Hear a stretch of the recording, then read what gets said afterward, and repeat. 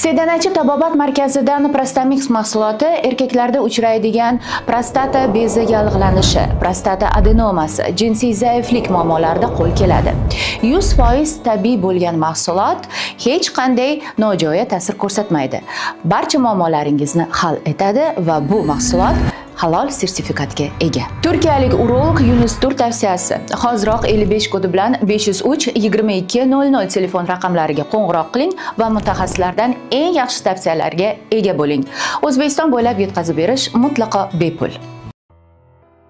Assalomu alaykum qadrdon muxlis. Siz bilan siz bilgan va kutgan kanal Turfaolam. Xabaringiz bor, 11 mart kuni Jidda shahrida Qo'shma Shtatlar va Ukraina delegatsiyalari o'q otishni to'xtatish bo'yicha maxsus muzokara olib bordi va Qo'shma Shtatlarni muzokaraga boshchilik qilgan davlat kotibi Marko Rubioga ko'ra, Ukraina o'q otishni 30 kunga to'xtatishga rozilik bildirdi. Bu esa urushni u boshlangan kundan e'tiboran birinchi marta 30 kunga to'xtashidan daraklik beradi. Reuters agentligining ma'lum qilishicha, Qo'shma Shtatlar davlat kotibi Ukraina bilan 30 kunlik tinchlik to'g'risida shartnoma imzolagandan so'ng maxsus bayonot bergan. Unga ko'ra, Qo'shma Shtatlar Kiyevni 30 kunlik pauzaga rozilik bergani uchun Ukrainaga razvedka ma'lumotlari, shuningdek, harbiy yordamlarini qayta tiklaydi. To'g'rirog'i, Qo'shma Shtatlar Kiyevni qurollarga to'ldirishda davom etadi. Qo'shma Shtatlarning 47-prezidenti Donald Trampni tinchlik shartnomasi bo'yicha izohiga ko'ra,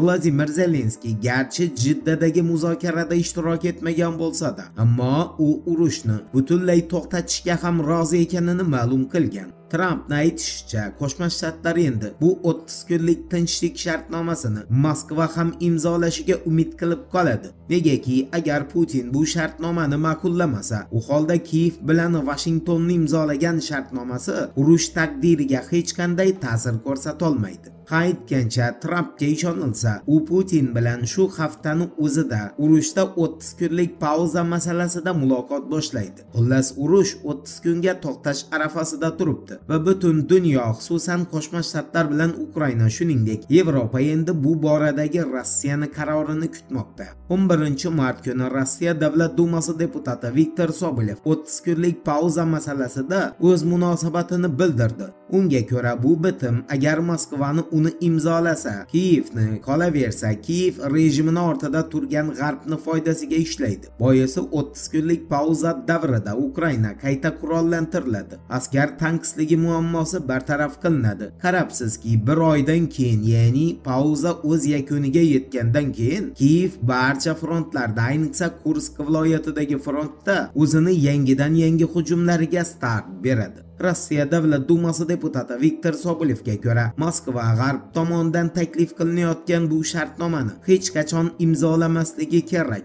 Negaki shartnoma Rossiya uchun sharmandalik hisoblanadi. Zelenskiy ofisi rahbari Andrey Yermak esa bu fikrda emas. Jiddadagi muzokarada shaxsan ishtirok etgan Andrey Yermakning ma'lum qilishicha, Moskva bordi-yu tinchlik shartnomasiga qo'l qo'ysa, Kiyevni keyingi qiladigan ishi bu birinchi navbatda shartnoma muddatini uzaytirishga urinish bo'ladi. Aniqrog'i, Ukraina o'q otishni to'xtatishni yanada uzaytirishni istaydi. Boisi tinchlik davrida Kiyev o'z rejalariga so'zsiz ulgurishi shart. Bu rejalar ham bo'lsa, vayron qilingan energiya obyektlarini qayta tiklash, shuningdek, armiyadagi muammolarni bartaraf qilishdan iborat.